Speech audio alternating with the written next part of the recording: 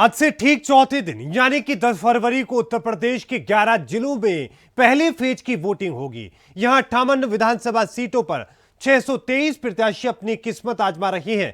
इन सीटों पर बीजेपी ने 2017 में 53 सीटों पर जीत दर्ज की थी, लेकिन इस बार मामला फंस रहा है। तो आइए जानते हैं कि पहले चरण में बीजेपी के लिए कितनी चुनौती है, किन किन सीटों पर हालात 2017 के मुकाबले इस बार बदल चुके हैं। देखिए रिपोर्ट।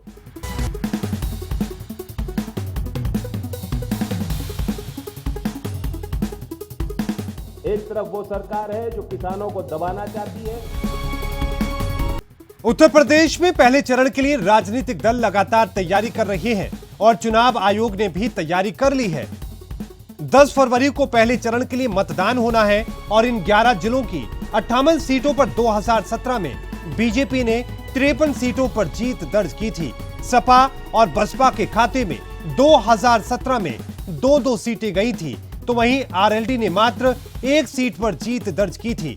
बाद में वो विधायक भी बीजेपी में शामिल हो गए थे। हालांकि इस बार बीजेपी के लिए इन सीटों पर चुनौती बड़ी है, क्योंकि किसान आंदोलन का बड़ा असर रहा है और फिर बीजेपी कोरोना की वजह से कोई बड़ी रैली नहीं कर पाई। हालांकि बीजेपी के चाणक्य डोर टू डोर अभियान के जरिए लोगों तक पहुंचने की कोशिश में जरूर नजर आए। मैं कैराना 2014 जनवरी के बाद पहली बार आया हूं। कैराना आकर आज का माहौल देखकर हृदय को बड़ी शांति मिलती है। उत्तर प्रदेश में 2014 के बाद देश के प्रधानमंत्री नरेंद्र मोदी जी ने उत्तर प्रदेश के विकास की धुरा को अपने हाथ लिया। अमित शाह 2017 के इतिहास को दोहराने की कोशिश में जुटे हैं, लेकिन हालात अलग हैं, क्योंकि शामली, मुजफ्फरनगर, बागपत, मेरठ, गाजियाबाद, गौतम बुद्ध नगर, हापुड़, अलीगढ़, बुलंदशहर, आगरा और मथुरा की जिन 58 सीटों पर 2017 में बीजेपी ने बम्पर जीत दर्ज की थी, वहां आज किसान आंदोलन, महंगाई और इसके साथ ही कोरोना, और फिर वहां आज आवारा पशु, किसान आंदोलन, महंगाई और कोरोना के हालात का खासा असर देखने को मिल रहा है। और जहां आरएलडी और सपा के गठबंधन ने लोगों पर गहरी छाप छोड़ी है और गठबंधन की जोड़ी यानी कि अखिलेश यादव और जयंत चौधरी लगातार किसानों के नाम पर बीजेपी को घेर रही हैं। एक तरफ वो सरकार है जो किसानों को दबाना चाहती है, जहां कोई सुनवाई नहीं होती, जहां कोई वादा पूरा नहीं होता। युवाओं को तय करना है। एक तरफ वो लोग हैं जो आपको पीटते हैं, लाठी चलाते हैं, नौकरी से आपको वंचित रखते हैं, और दूसरी तरफ अखिलेश जी का विजन है, आरएलडी और समाजवादी पार्टी का प्रयास है। 2017 में समाजवादी पार्टी ने कांग्रेस के साथ गठबंधन किया था। इसके बावजूद उत्तर प्रदेश में बुरी तरह हार का सामना करना पड़ा। रालोद और बसपा ने अकेले चुनाव लड़ा। रालोद ने पश्चिमी उत्तर प्रदेश की 23 जिलों की 100 सीटों पर चुनाव लड़ा था। शामली की 3 विधानसभा सीटों पर 2017 में 2 सीटों पर बीजेपी जबकि 1 पर सपा प्रत्याशी की जीत हुई थी। तो वहीं हापुड़ की 3 विधानसभा सीटों पर पिछली बार इनमें से 2 पर बीजेपी जबकि 1 पर बसपा की जीत हुई थी।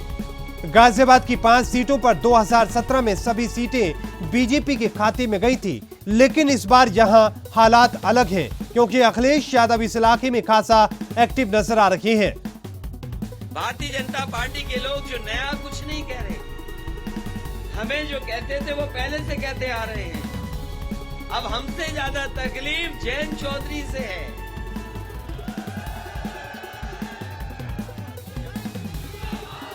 हमसे जो परेशानी रही होगी वो तो है उनको, लेकिन जब से जयंत चौधरी साथ आए हैं उनकी तकलीफें बढ़ गई हैं, परेशानी बढ़ गई है।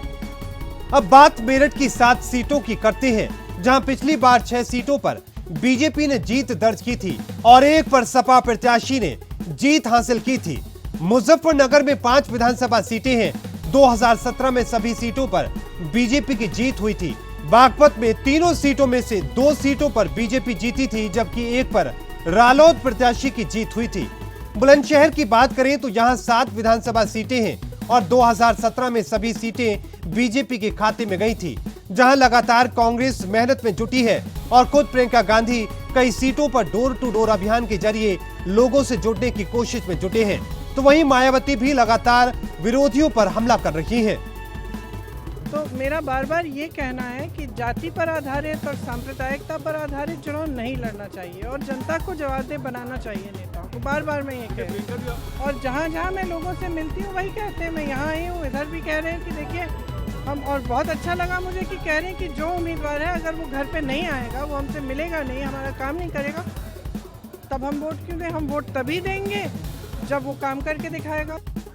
जब चाहे सपा पावर में आई हो, चाहे बीजेपी पावर में वर्तमान में चल रही है, तो इन सभी पार्टियों की सरकारों में रोटी रोजी के लिए यहाँ पर जो बेरोजगार लोग हैं उनको पलायन करना पड़ा है, क्योंकि जब यहाँ की सरकारों ने रोटी रोजी के साधन नहीं दिए तो उनको पलायन करना पड़ा। यूपी में बहुजन समाज पार्टी की ही अकेली एक ऐसी सरकार थी कि इस सरकार में ना तो लोग पलायन करके गए बेरोजगार लोग। बुलंदशहर की तरह ही तीनों सीटें नोएडा की देखें तो यहां पर 2017 में बीजेपी के उम्मीदवारों ने जीत हासिल की थी, तो वहीं अलीगढ़ में सभी 7 सीटों पर बीजेपी प्रत्याशी ने ही जीत हासिल की थी। आगरा की बात करें तो यहां विधानसभा की सभी 9 सीटों पर 2017 में बीजेपी की जीत हुई थी। इसके साथ ही मथुरा में 5 सीटों में से 4 पर बीजेपी ने जीत दर्ज की थी, जबकि एक पर बसपा प्रत्याशी ने परचम लहराया था। बीजेपी इन सभी सीटों पर एक बार फिर 2017 के इतिहास को दोहराने का दावा कर रही है, लेकिन सियासी पंडित मान रहे हैं कि किसान आंदोलन, आवारा पशु, महंगाई, रोजगार सहित कई मुद्दों पर बीजेपी लोगों के निशाने पर है। अब देखना दिलचस्प होगा कि इस बार बीजेपी इन सीटों में से कितनी सीटों पर जीत दर्ज कर पाती है। Bureau report, R9 news.